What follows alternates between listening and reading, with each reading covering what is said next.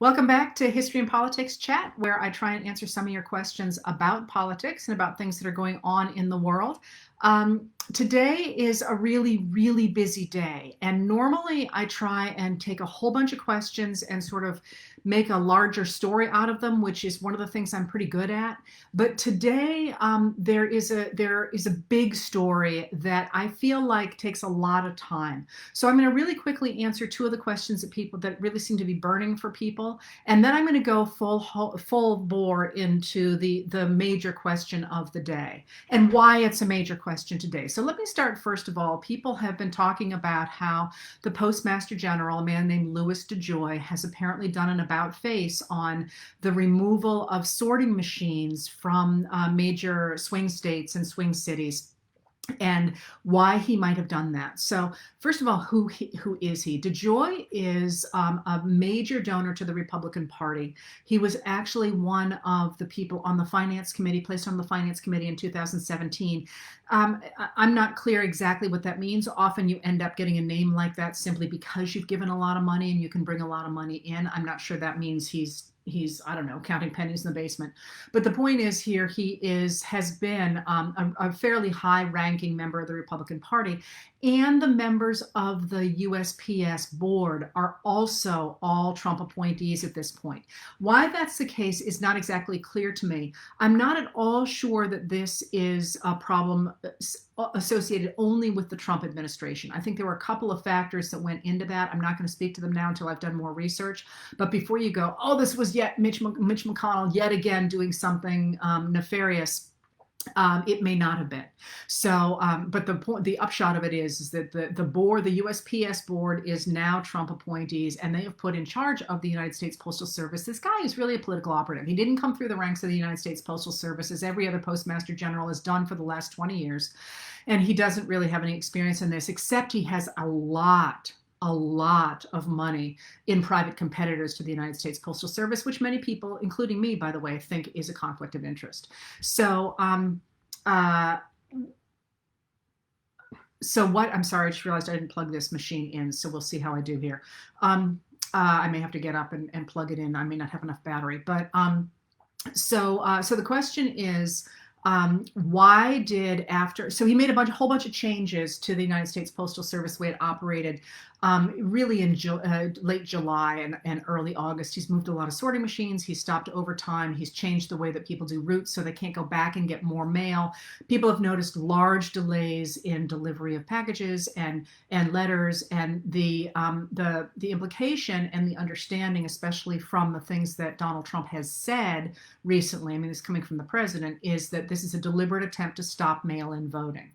And that's really interesting. So first of all, that's a problem, right? But second of all, it's interesting because every statistic you will see says that mail-in voting doesn't necessarily make it easier for one party or another to vote. So I think that's a really interesting thing. Why are they trying to funnel people back into polling places? Well, I tend to be a real cynic about the mechanics of politics. And I will point out that it's very easy to keep people from voting if they are in a polling place, because you can simply not put in machines, which is what's happened in some of the Democratic districts in places like Ohio since 2004. So it doesn't, to me, this doesn't pass the smell test at all. So here's the next question. Why has DeJoy changed his tune? And this is really important. He changed his tune because you complained. People keep saying they feel like they don't have a voice. They feel like they can't make a difference. In fact,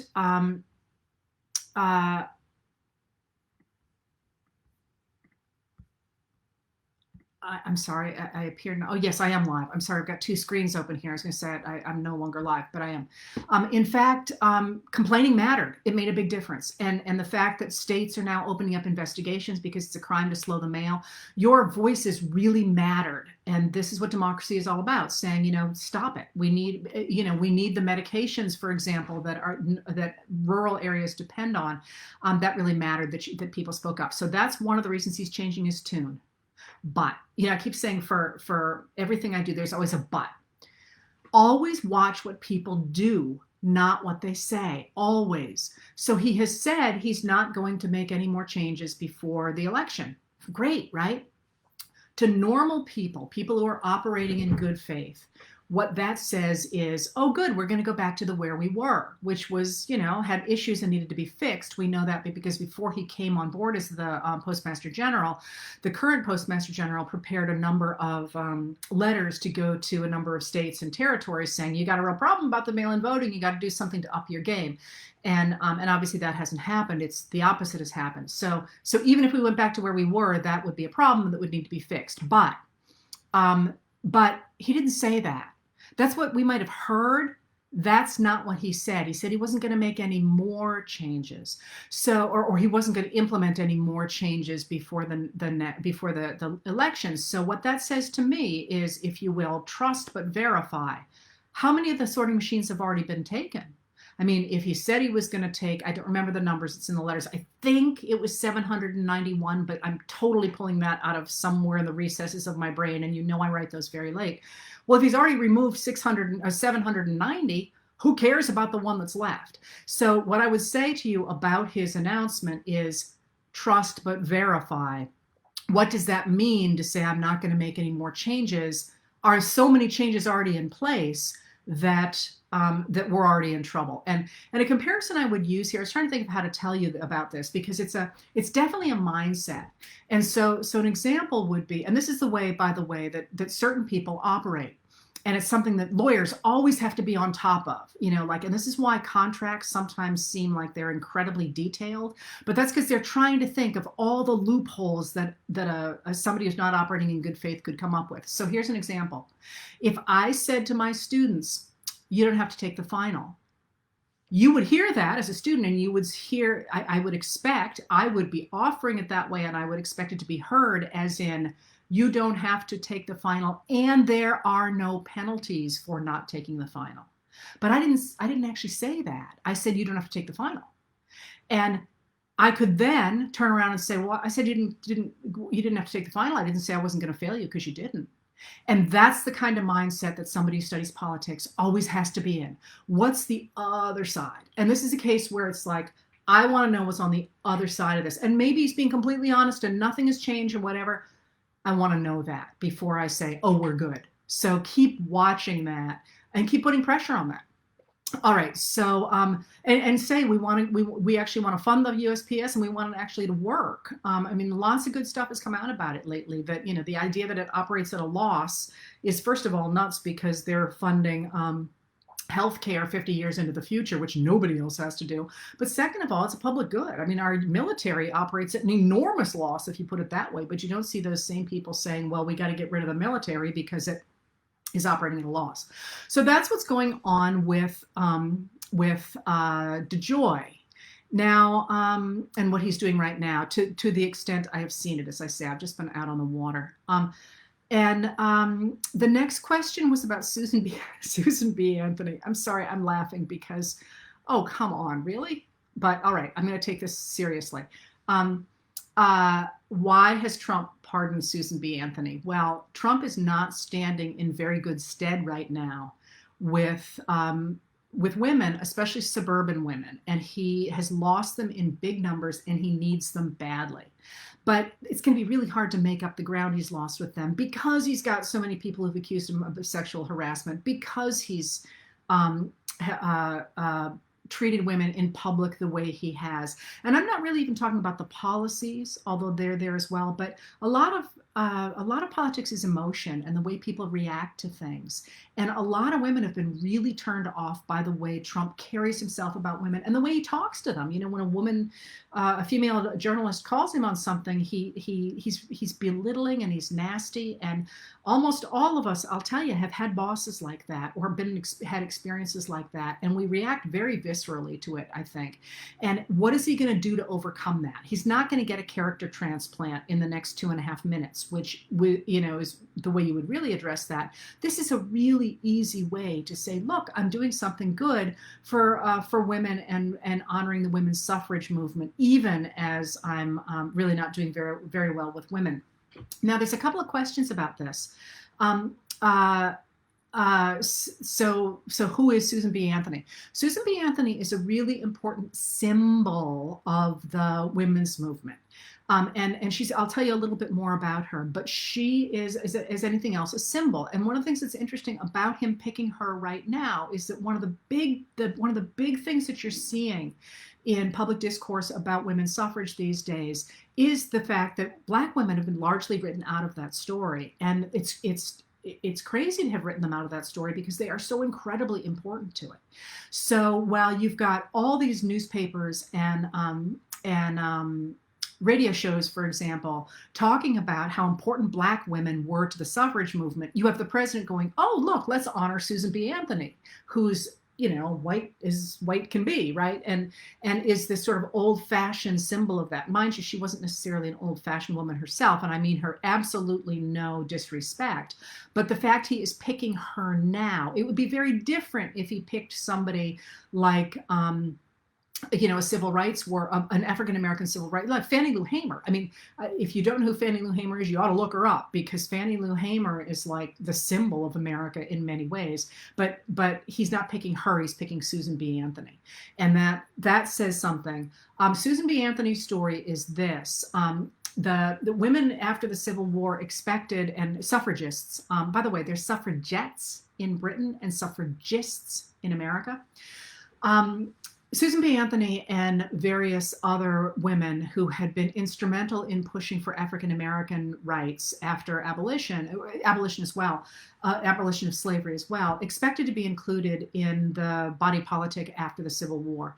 And they were really, really unhappy that they weren't included in the 14th Amendment. And, you guys know I talk a lot about Julia Ward Howe. Julia Ward Howe had a lot to say about this, and her autobiography, which is back here, she says, wait a minute, you're shutting the door in our faces after everything we've done both for this country and for African American rights. This isn't fair at all. So after the 14th Amendment is ratified in 1868, suffragists in America come out swinging, and they come out swinging with two new suffragist organizations. First, the National American Women's Suffrage Association organizes with Elizabeth Cady Stanton and Susan B. Anthony. And then next, the American Women's Suffrage Association organizes with Lucy Stone and Julia Ward Howe. And the difference between the two is that the first group, the National American Women's Suffrage Association, it was a women's organization, and they wanted really wide reworking of the laws in America to protect women's rights. And the American Women's Suffrage Association included women, although it was largely white women and men.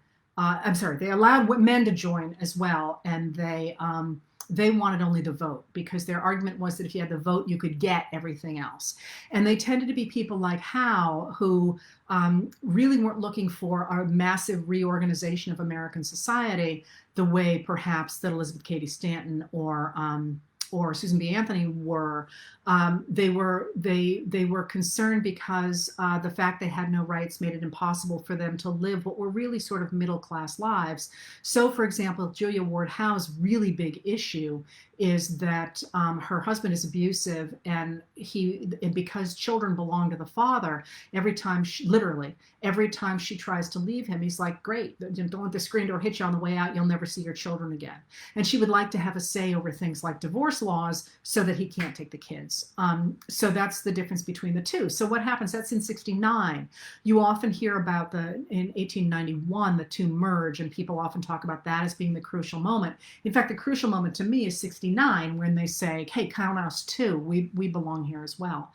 And what happens is that when they are not included in the 14th, they're like, "Well, here comes the 15th. We better be included in the 15th," and they are not. And the 15th Amendment includes the word male, or maybe it's the 14th off the top of my head. In any case, it's one of the Reconstruction amendments that includes the word male in the Constitution for the first time. And women are like, "Hey, come on."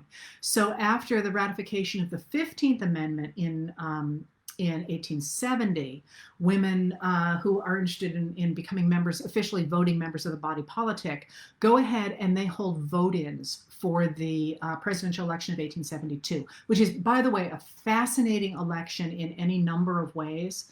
But it's most interesting, I think, for the role of women in 1872. They literally hold vote-ins where they go and they vote, even though it is illegal for women to vote in a lot of places. And they vote under the argument that the 14th Amendment says that anybody who is a born or naturalized citizen is born or naturalized in the United States is a citizen, and the implication is that a citizen has the right to vote. So Susan B. Anthony is one of the many who go to the polls and vote in 1872. And when she does that, apparently she didn't expect that she was going to get to vote. She was hoping to make literally a federal case out of it. But she did vote. She did cast her ballot. The registrar was kind of in a funny place. He was caught between two laws.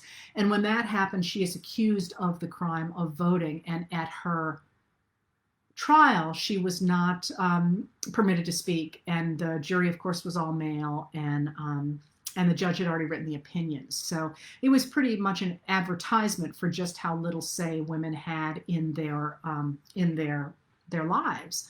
So what happens with that, and why do we care about it, and why might they care about this now? Susan B. Anthony refused ever to pay her fine. She was like, I believe people paid it for her to keep her out of jail, but she was like, I refuse to recognize your authority over me because I have no say here. And she was a bit of a rabble rouser. But certain people have written to me and said, well, of course he went after this because, of course he pardoned Susan B. Anthony because she was a racist and he likes racists. Well, yes, and I'm going to explain that a little bit. To be honest, do you really think that anybody in the White House has any deep understanding of Susan B. Anthony and the 1872 suffrage movement? If you do, you have more faith than I do. So I don't think he knows that. I think it was just this was a way to throw out the idea that he cared about women. But the story behind Susan B. Anthony and race is that her thing really was gender. She was writing and speaking in the 1870s at a time when America really was dividing along certain lines. And there were racial lines, there were also class lines. And in both of those cases, she came down on the side of white middle class America. So one of her famous speeches that she gives, she travels around New York to say to explain what had happened. And one of the things she says is that this government is not a republic. It is an odious aristocracy, a hateful oligarchy of sex.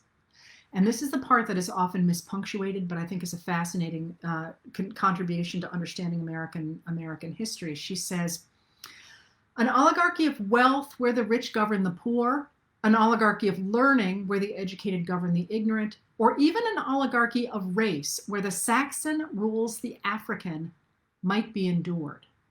Okay, so listen to what she's saying there. She's like, I'm really pretty much okay about where rich people rule everything, or where smart people rule everything, or where white people rule everything. And then she says, but this oligarchy of sex carries dissension, discord, and rebellion into every home of the nation. And so one of the things that's important about her is, yes, obviously she is embracing a white middle class vision of the importance of suffrage to keep to protect the rights of essentially white middle class women. She's not the only suffragist in the world. As I say, African American women are enormously important to the movement in the 19th century, and in the 20th, the doors are wide open for Latina women and Chinese women and all sorts of people stepping up. And one of the great things about this moment is, in American history, is that all these stories that haven't been told before are coming out, and they're fascinating. They're great. If I had it all to do over again, I would, and I don't even speak Spanish, I would absolutely study the Chicano movement. That the Chicano movement to me is like the heart of where democracy in the 20th century is formulated, from the little I understand it. And that, I went through the whole way through graduate school, and I had probably heard of Cesar Chavez, but never, never Dolores Huerta or anybody. So anyway, one of the great moments here is that we're getting all these phenomenal new, it's like having seen everything in black and white for so many years, we're now seeing it in color through a kaleidoscope. And I understand. I just had an exchange on Twitter with an African American woman who does public history. I understand that a lot of people think that's scary, but to me, it's like, why wouldn't you be incredibly excited at the idea of all these new voices, and their new experiences working for the same end? I just feel like I'm an incredibly fortunate woman. I just wish I were younger so I could start it all again. Anyways, so those are the first two questions that people talked about. And now I'm going to spend about a half an hour on something else. And it's something else um, that is important today. And that I feel like it's very hard for people to understand, because I know it's hard for me to understand. And that is what is happening today with the release of the Senate Intelligence Committee's fifth volume of their report on Russian interference in the 2016 election. So you guys we've been living this with this for 4 years, right? I believe it was July 23rd of 2016 we first got an inkling that there was a problem with, those of us who were not in the know had an inkling there was a problem with Russian interference in that campaign. So we are literally at 4 years now of dealing with this. And you're probably like, oh, wait a minute, there was this guy named Rick Gates. Who the heck was he? And Manafort, and why do we care about Ukraine, and all the pieces. So I'm just going to give you a start to laying out the pieces. And I probably will do more with that in tonight's letter. And I won't do it all now because there are so many pieces, but I do want to point out a couple of things. And the first of that is that this volume was dropped in the middle of the Democratic National Convention. If you are trying to hide something, now's the time. And this is precisely when they decided to drop it, which is itself really interesting, because this obviously had to come out in some form. Another thing is that if you followed the fall from grace of Richard Burr from the chairmanship of the Senate Intelligence Committee, a lot of people, and I was one of them, thought that him having to step down from the head of that committee after apparently committing insider trading, after getting a classified briefing about the dangers of coronavirus. If you remember, Senator Richard Burr and Senator Kelly Loeffler of Georgia both apparently made a number of trades that looked as if they were designed to take advantage of information that the Senate had been briefed on, and that nobody else did. And and Burr had to step down over that. And I wrote about all that stuff. And what's interesting about that to me was that the Republicans seemed most concerned about Burr, but Loeffler absolutely skated. And it was interesting that they seemed to care so deeply about Burr and not about her, when in fact her deals there were many more of them and a lot more money involved. There were also, I believe it was what's his name from Oklahoma, Snowball guy. I don't remember his name off the top of my head. But also Nancy Pelosi as well made trades at that same time. But in both of those other two cases, the Republican from Oklahoma and the Democrat from California, they were trades that were either blind or that were traded the wrong way. So it looked, it might have looked bad that they made a trade, but if they were cashing in on insider trading, they were really bad at it. So those two kind of went off to the side. But Loeffler and Burr looked bad, and Burr's the one they went for. And Burr stepped down from the head of that committee just when this fifth volume was supposed to come out. So who goes into this place? And you probably remember me writing about this. And that's Marco Rubio, Senator Marco Rubio, who goes and takes over this seat. And it was a really interesting person to go in there. And he has not slowed things down as many people expected he would. So, if you remember, I kind of wrote and said, well, let's wait and see what Rubio is going to do, because this is, I'm a little bit more hopeful than I thought to be. Rubio's got a pretty good reputation about this stuff. So, so now today we get this report given at a funny time, and the report itself is huge. And that's coming from somebody who's followed this really closely. Now, I just got an email from somebody saying, "You're nuts about this Russia stuff. You're always talking about Russia. Let it go." And I just want to tell you, and I've said this, used this before. I watch politics. That's what I do. That's what I love to do. And I watch politics in, a lot of people think I'm a shill for the Democrats. Other people think I'm a shill for the Republicans. In fact, I'm kind of a shill for neither. I don't criticize the Democrats a lot right now because they're not really in power. I promise you, if they get in power, I will. But I watch the movements. To me, it's like a chess game, and I love watching it. And most of the movements are pretty obvious. Like yesterday, you may not or may not have seen it. There was a CIA officer who was arrested for espionage with China. Okay, bad, right?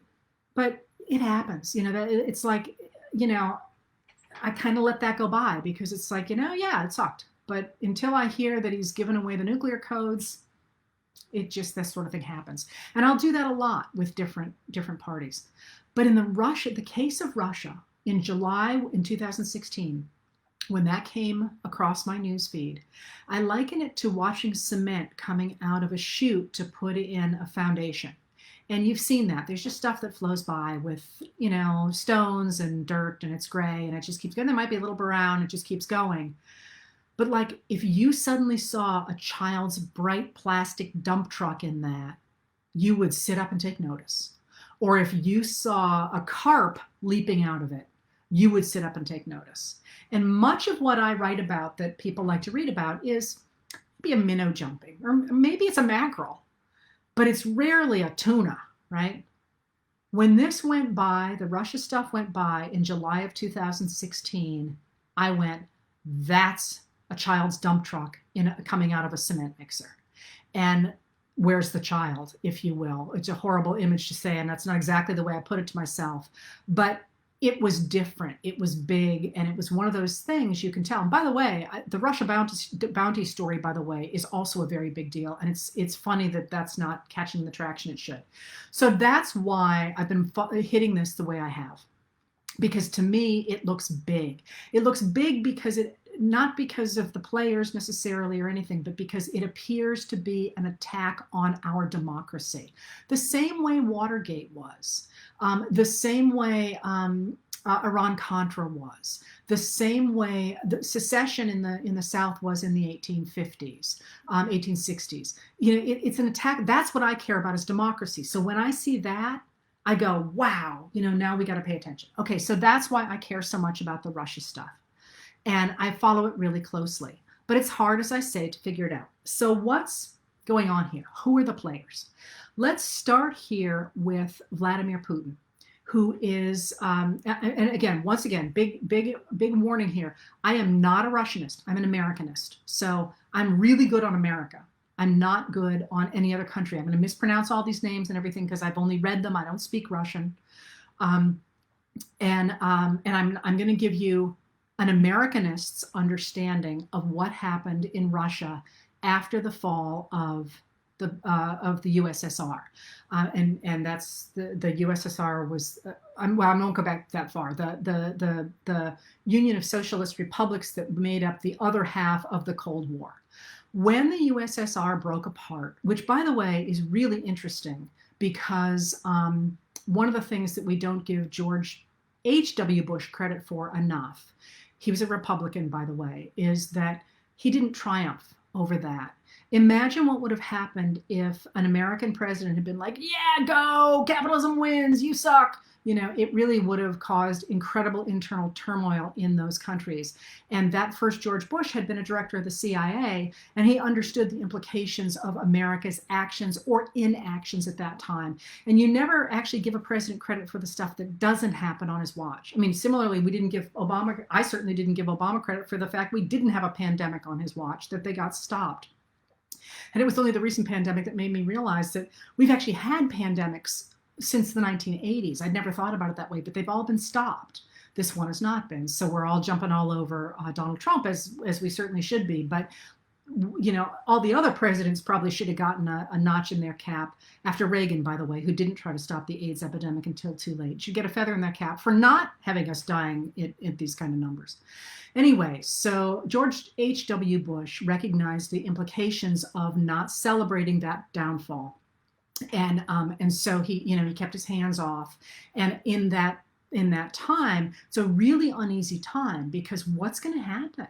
I mean, this has been since World War II. All these countries have been glued together under the government of the USSR. What is it going to mean to have these countries break apart? And what does independence mean? And who's going to be in charge of them? Not my thing, but if you think about it, you recognize that this is really a big issue.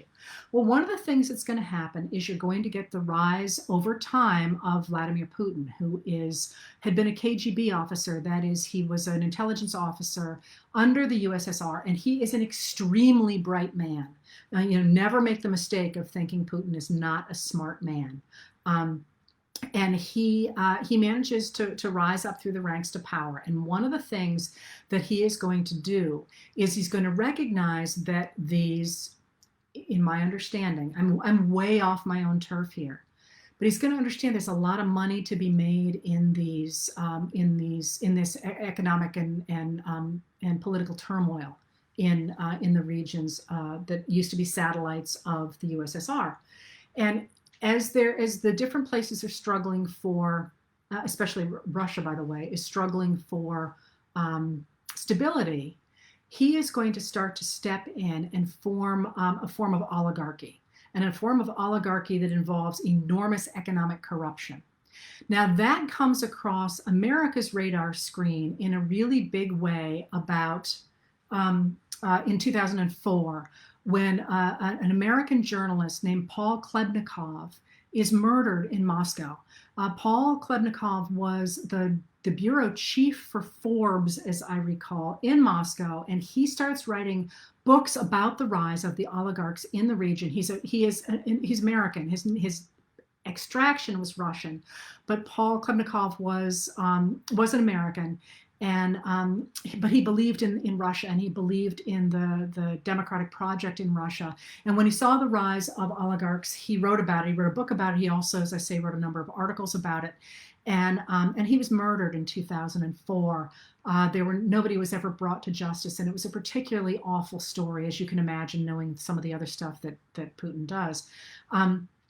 And this was an American journalist, has never really been his murders have never been brought to justice. But it was pretty clear that Putin was going to shut up anybody if he was willing to go after Klebnikov. And I think they basically blamed it on Chechnyan rebels. But it was pretty clear that it was oligarchs close to Putin who had arranged for the hit on Klebnikov.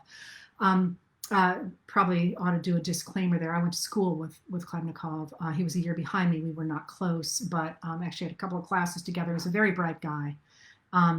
And I always hate for people to forget him, because they're like, Putin's over there, he's not our problem. He murdered one of our journalists. Anyway, so what happens then is that the rise of the oligarchs in Russia is pretty clear to a lot of people, and a lot of people start to fight back against it. And all this is, by the way, coming back to America in just a minute. And one of the things that happens is that in 2009, this is 5 years after Klebnikov dies, 2009, a Russian tax lawyer named Sergey Magnitsky dies in a Moscow prison. And he dies because he was taking a look at a $230 million tax fraud that had been perpetrated by tax officials. And when he says, hey, we got a problem here, we got this major tax fraud going on.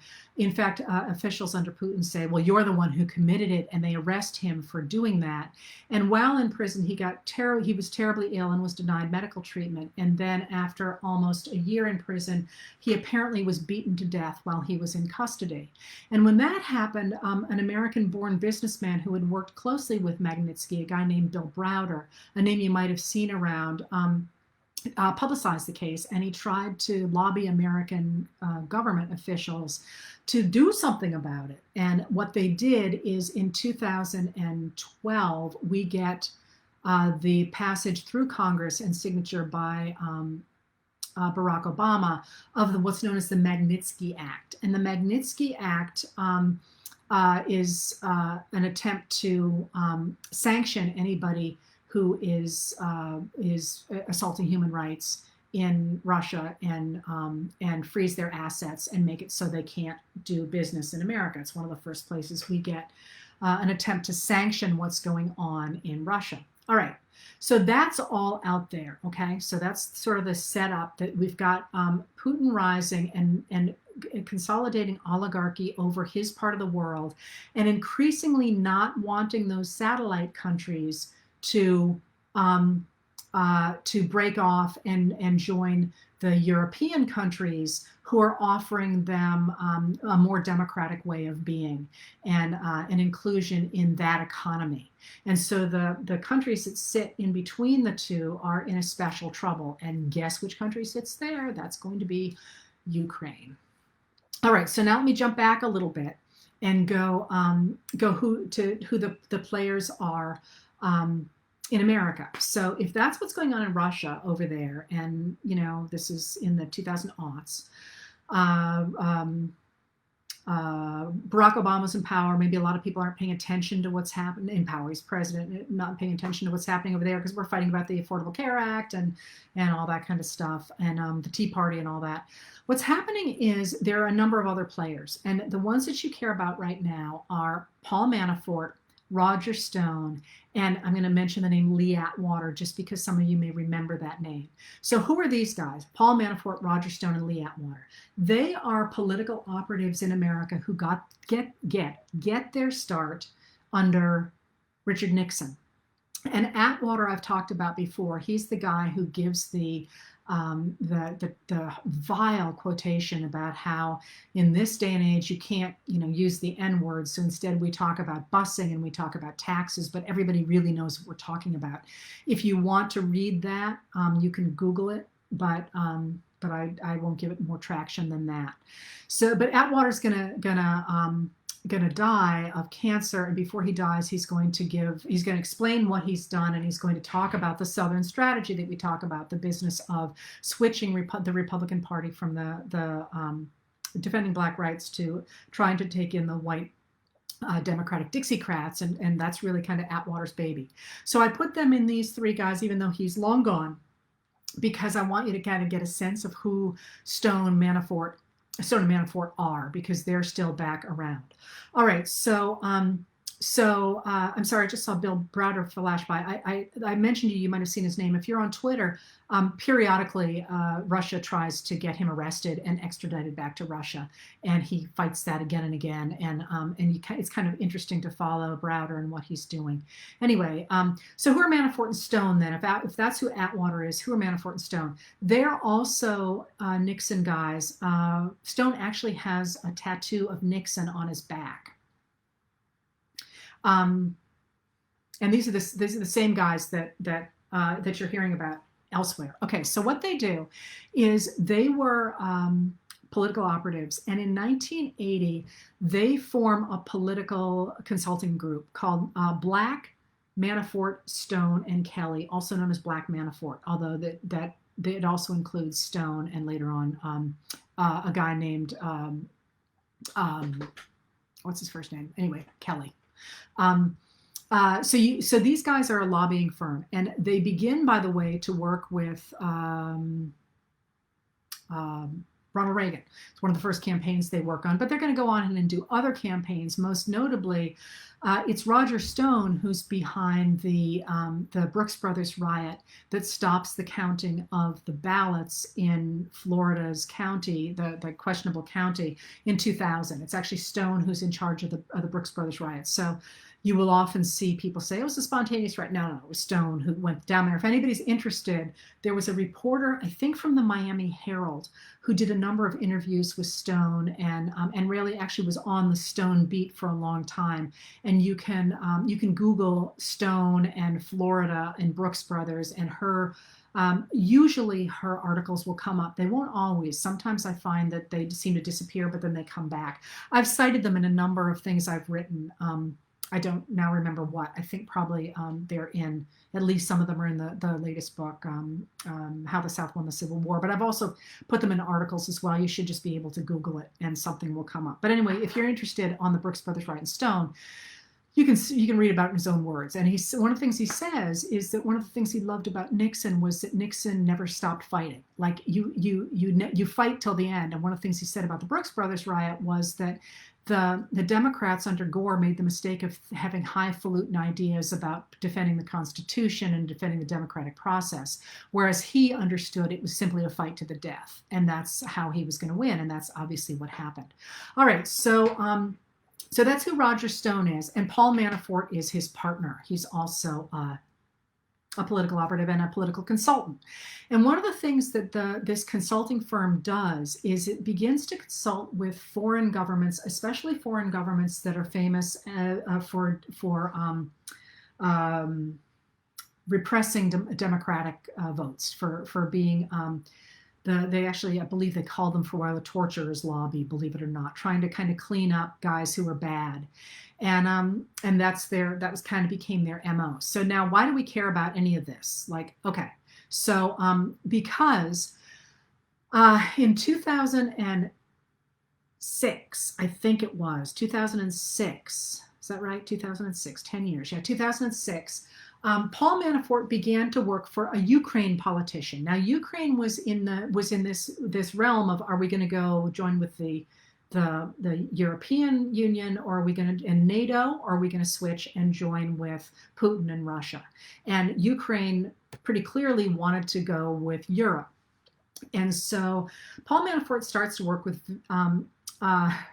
Viktor Yanukovych. I think I'm pronouncing that right. And Yanukovych is closely connected to Russia and with the Russian oligarchs. And he begins to work with them, and the U.S. State Department actually complains and says you can't work with them because they are a party of, quote, mobsters and oligarchs, unquote. Nonetheless, with Manafort's help, Yanukovych, I'm so sorry if I'm pronouncing that wrong, won the presidency of Ukraine in 2010, and he did so after promising he would reject NATO, he would turn Ukraine back toward Russia, and he would move Ukraine back into Putin's orbit. And he tried to do so, but there were a number of popular protests after that. And finally, in 2014, Ukrainians throw out Yanukovych. I keep having to stop and try that one again. They throw Yanukovych out and he flees to Russia. Okay, so why do we care about this? We care about this because, okay, so Yanukovych goes to Russia, and when that happens, Putin then, very shortly after that, invades Ukraine. If you remember that, they invade the Crimea, which is part of Ukraine. And when that happens, America and the European Union imposes economic sanctions on Russia and on specific Russian businesses and specific oligarchs to prohibit them from doing business with anybody that's under in the sphere that is now out of bounds for Ukraine. And that cripples Russia, and it freezes the assets of the oligarchs. All right, so all that's going on. So now in 2014, you've got America saying, hold on there, guys, we're freezing the oligarchs. And this is, of course, under Obama. All right, so so why do we care about this right now? We care about this because now Manafort's out of a job. His dude has run to Russia, and the pickings had been really, really good for Manafort while he was, I can't say the word well. Yanukovych. While Yanukovych was in power in Ukraine, the pickings were very good for Manafort. And you maybe vaguely remember there were stories about his ostrich jacket and all kinds of things like that. He had made a lot of money at that time, but he had also borrowed a lot of money from Yanukovych and his friends, primarily from Russian oligarchs, including a man named Dmitry Firtash. And Firtash has come into the news a number of times, but he's come in the news most recently because it appears that he is the guy who funded Lev Parnas and Igor Fruman, who have been indicted for campaign crimes because they took that money and they spread it around to people, to Republican candidates in America. And so I mean, this is all like a chess game. Like I say, you got to put the little pieces together. So he's also loaned money to Manafort. All right. So Manafort's got himself a problem.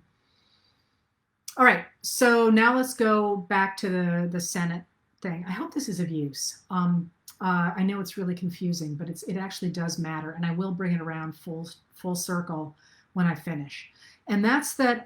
Okay. So what happens is now you got Donald Trump running for president. And Donald Trump had actually been trying to get Russian business. And by the way, he's got business all over the country. He's one of those people who are looking at a new kind of economy and a society that is not bound by national boundaries. And there's this kind of been a thing really since the fall of the Soviet Union, the idea of a lot of companies and nonprofits and governmental organizations and things that don't have boundaries. Well, the economy for people like that doesn't have boundaries either.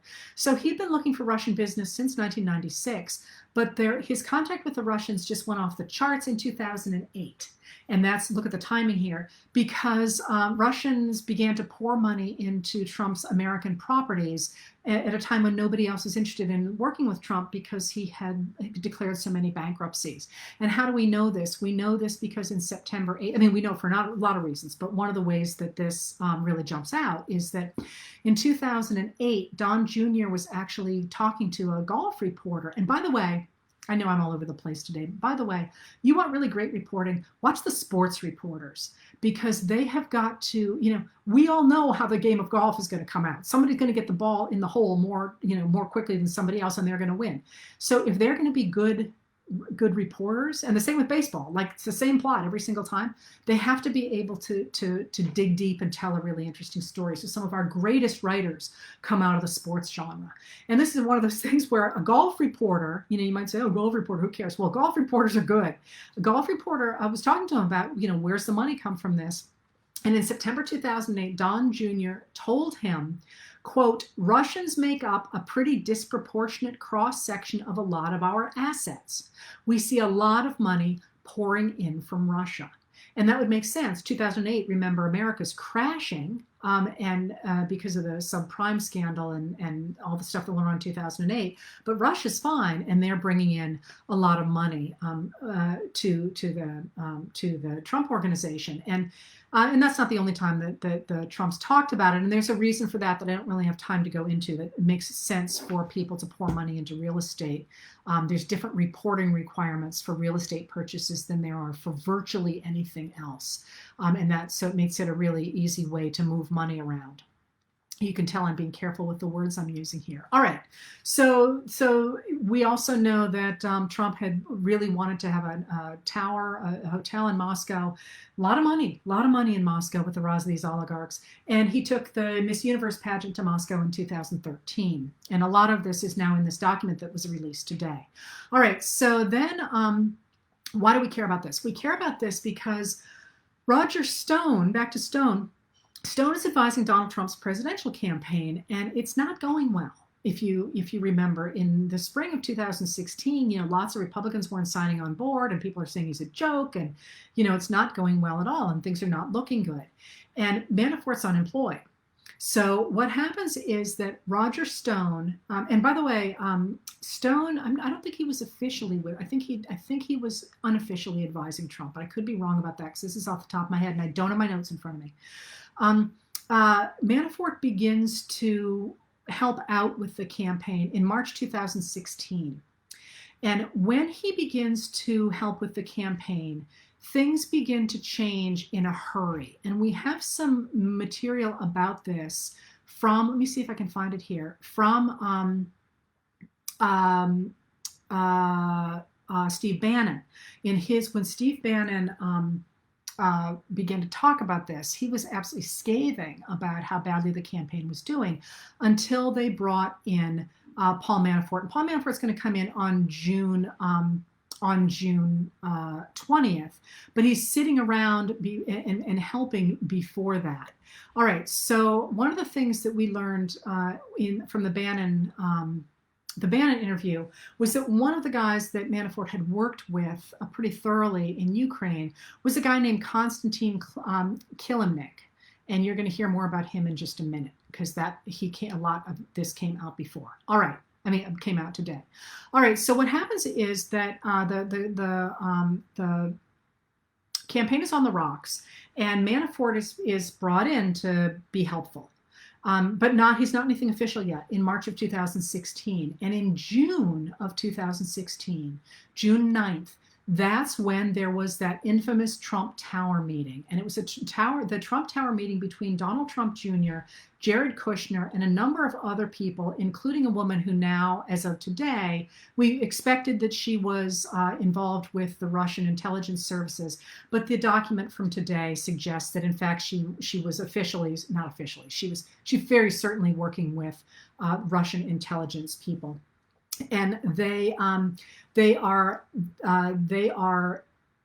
Trump, Kushner, this woman, and Rick Gates, who is working for Manafort, and Manafort are all at this meeting on June 9th.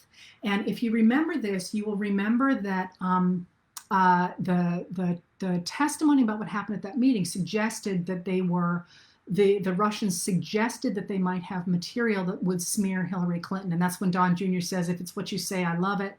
And then later on, they said they were talking about adoptions. And this is one of those times when you look to see what's behind the actual words. In exchange for the Magnitsky Act and sanctions, the Russians stopped Americans from adopting Russian babies. If you remember, that was the thing for a while. They stopped that in retaliation for the sanctions. So when they said we were talking about adoptions, what they're really saying is, ha, ha, ha, we were actually talking about getting rid of those sanctions that you oligarchs don't like. All right.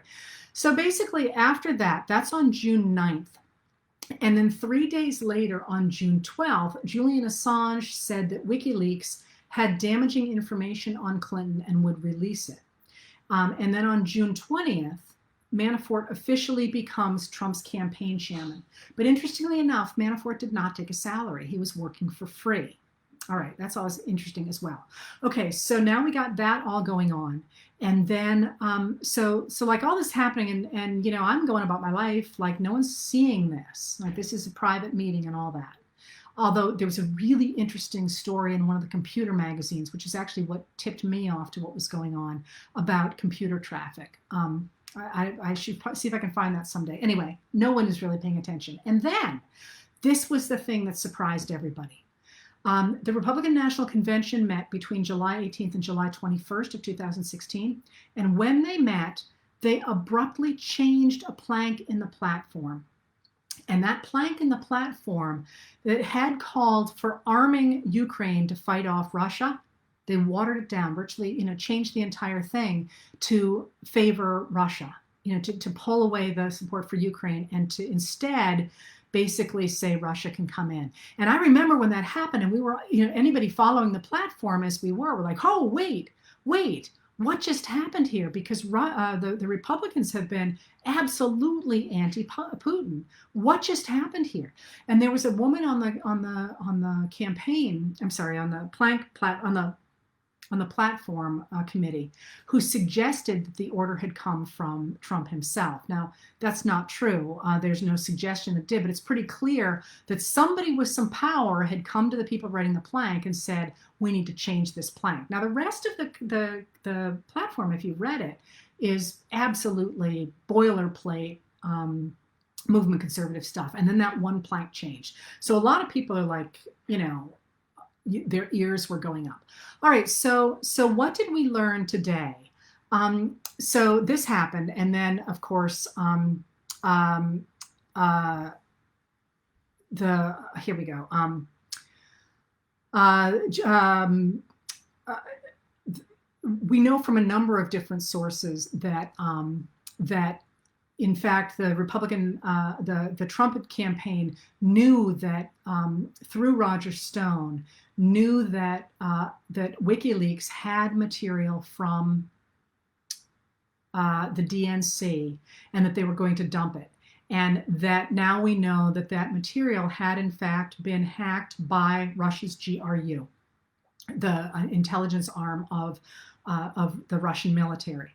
All right, so so let me go back then to where we are today. So that was the setup for who the various people are. So now you've got Manafort in charge of the campaign, and all of a sudden the plank changes. And then if you remember, the campaign from then on became somewhat of a juggernaut because of the release of all this material from the DNC, which, by the way, was never criminal material. It was just sort of internal deliberations. And as I say, politics is a dirty business, but there weren't crimes there.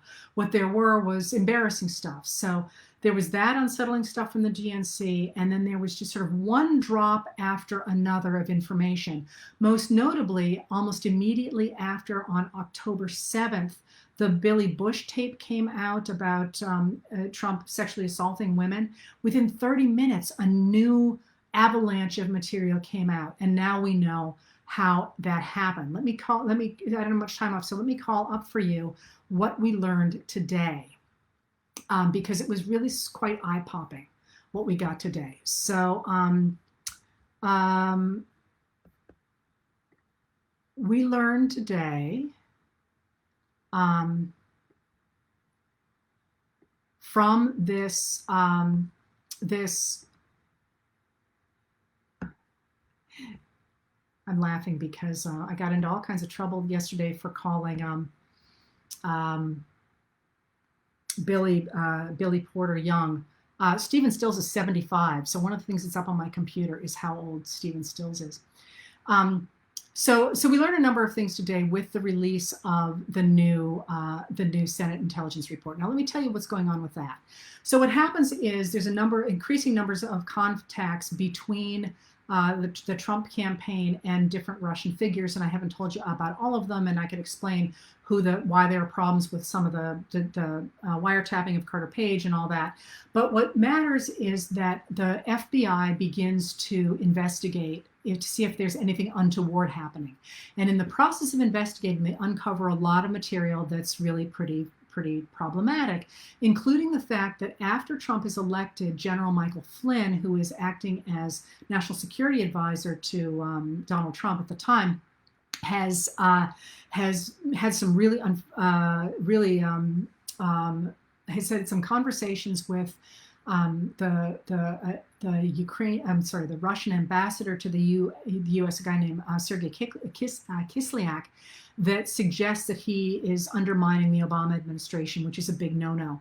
And then Flynn lies to the FBI about it. So the FBI is investigating Flynn. When Trump comes into office, if you remember, he asks the director of the FBI, James Comey, into his office and says, "Let Flynn go. You know, he's a pretty good guy," and Comey refuses to do so, and then Trump fires Comey, and then he tells Russians, "I had this guy breathing down my neck, but he's gone now," and that's when the whole Russia thing blows up, and then we get the appointment by the Attorney General William Sessions has to step down because he's also involved with the Russians. So the next guy in charge, who's also a Trump appointee, Rod Rosenstein, goes ahead and he appoints Robert Mueller, and then we get the Russia investigation, and then on and on and on. Okay. So what did we learn today? While that's going on, the Senate investigation, the Senate Intelligence Committee is also investigating. And this has been really interesting because it is a Republican committee. And that's really important to remember. So they've had all of these volumes that have been coming out. And this is, as I say, today's is the 5th.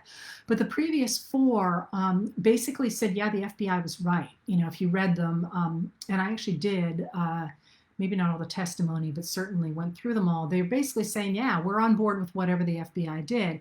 This one goes way beyond what the Mueller report said. So what we learned today was that the Manafort not only had been working in the past with I hate these names, sorry, with Kilimnik, with Konstantin Kilimnik. Kilimnik was a Russian intelligence officer, and he and Manafort were exchanging information, including the information from internal polling data and campaign strategy. Manafort is giving that to Kilimnik, and they were communicating on encrypted machines, so we don't know what they said. That's a really big deal. The campaign manager was actually actively communicating with a Russian intelligence officer. The committee did suggest that it had some information saying that Kilimnik himself was involved in hacking of the Democratic emails, but that material is largely redacted, so we can't see what else it is. It is really, really worrisome that Trump's campaign was communicating like this with a foreign officer. And why, again, people are like, who cares? Americans have done this all the time. It's a federal crime to accept anything of value, including intelligence, from any foreign national or organization to affect an election. So that's a really big deal, but we're not done yet. We also found out that Trump spoke a number of times with Roger Stone about the material that WikiLeaks had, despite the fact he said to Mueller that he did not recall having done so. The committee decided that they thought it was highly unlikely that he didn't believe that. They essentially said, we think he's lying, the president. And then we found out that today that Stone actually drafted tweets for the president in July of 2016 at his request, attacking Clinton and talking about being more friendly with Russia, with Putin. And they also said they found significant evidence to suggest that WikiLeaks was, quote, and this is a quote, because a lot of people, every time, in the past, I would sort of say WikiLeaks is working with Russia, and people would jump all over me. And I'd think, well, I guess maybe I invented that. I don't remember where I came, so I was back down. Listen to this. WikiLeaks was, quote, knowingly collaborating with Russian government officials. This is a Republican committee that wrote this, okay? And WikiLeaks, as you know, Assange says that this is not true, but the Republican committee says it is. They also found that the people at the Trump Tower meeting were more directly connected to the Russian government than has previously been acknowledged, and that Trump wanted to have a tower in Moscow. Now, here's a couple of things to go on. I'm sorry. So all the time Trump said he had nothing to do with Russia. In fact, Cohen was pursuing the Trump Tower deal that he has talked about so much, and the Russians continued to have contact with the Trump administration through the transition period. Now, this doesn't talk about the election at all. This is only talking about the ties between, what the committee was, what the campaign was doing. There's another thing to be asked about the election and how the election played out. But so what is our takeaway from all this? Our takeaway from all this is, first of all, that it appears that, in fact, the Trump administration did, I hate to use the word collude, it doesn't have a legal definition, that's why you can't charge someone with it, but certainly did work with the Russians. But, and here's a really big but, I know there's always a but with me, there's always a but.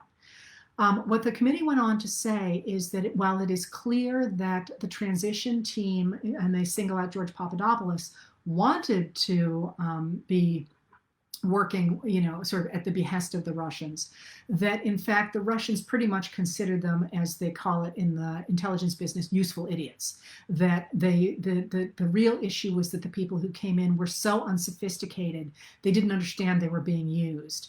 And so it wasn't deliberate. At least that's the way that the report tends to read. Now, I haven't made my way through the whole 1,000 pages, 996 pages yet. But this is a really big deal. And one of the things, again, to look at what they do and not at what they say is right here is that the fact this came out.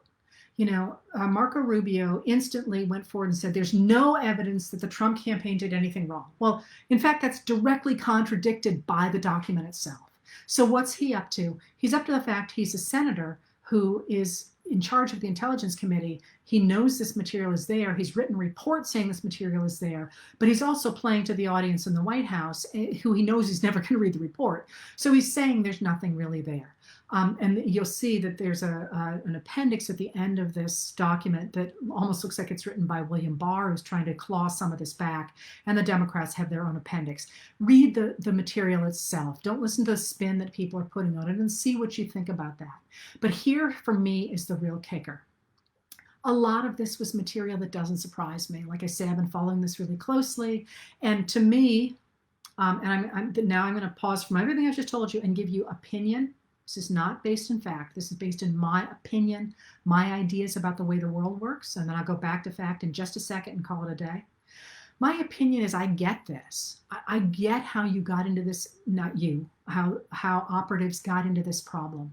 If you look at the declining popularity of the Republican Party in the 21st century, and you look at the fact that the Democrats under people like Barack Obama are really interested in regulating business and providing a basic social safety net that's going to cost you dollars, there goes your ostrich coat, and you can't find enough people to vote for you in America, it's kind of a no-brainer to link arms with people who are willing to help you out and who share your economic vision and probably share your racial vision as well. I get it. I'm not defending it. It's deadly illegal, deathly illegal. But to me, intellectually, it makes sense. Yeah, you believe a few people should run the world. Doesn't matter where they are according to borders. You just don't want the rabble over here. So if that means you got to, as the guy wore the shirt at the Trump campaign, better a Russian than a Democrat. And that I thought that was at the time sort of appalling, but I think now I kind of get it. Okay, so that's opinion. So that's just me talking. You can throw that one right out the window. But now let's go back to, for me, what is the piece that rings on the barrelhead right now. And that's that every Republican senator that was on that intelligence committee that produced this report over the course of the last 4 years knew this was out there. They knew this. And they still voted to acquit Donald Trump when he was impeached for the work that goes. You can see how Ukraine now ties into that. And I look at that, for me, is what they do and not what they say. And I got to tell you, I opened my phone this morning and I saw this thing and I started reading and I went, that's it. I guess I don't expect more right now of that campaign. As I say, I kind of understand it. But to know this was going on and to know that you could put a stop to it if just 4 of you changed your votes, that's one I can't get over. Anyway, I've gone over. I'm sorry. Care a lot about this stuff. I will probably write some of this, maybe that I've gotten it off my chest, not a lot of it, up tonight. But of course, this was dropped in part because they're hoping the DNC will make it go away by taking a lot of oxygen. We'll see what I end up writing about tonight. But anyway, I just thought you might like some of the ideas about who the people are involved, at least, in the Russia scandal, and how Paul Manafort becomes such a very, very important piece of it, and why the Russians care about the American election at all. All right, thanks a lot. On Thursday, I'm going to be doing history again. I'm sorry about not getting to Reagan last week. I'll get to him this week. And enjoy watching the DNC tonight if you do. Otherwise, I will see you on paper tonight and back in person either next week or Thursday. Thanks a lot.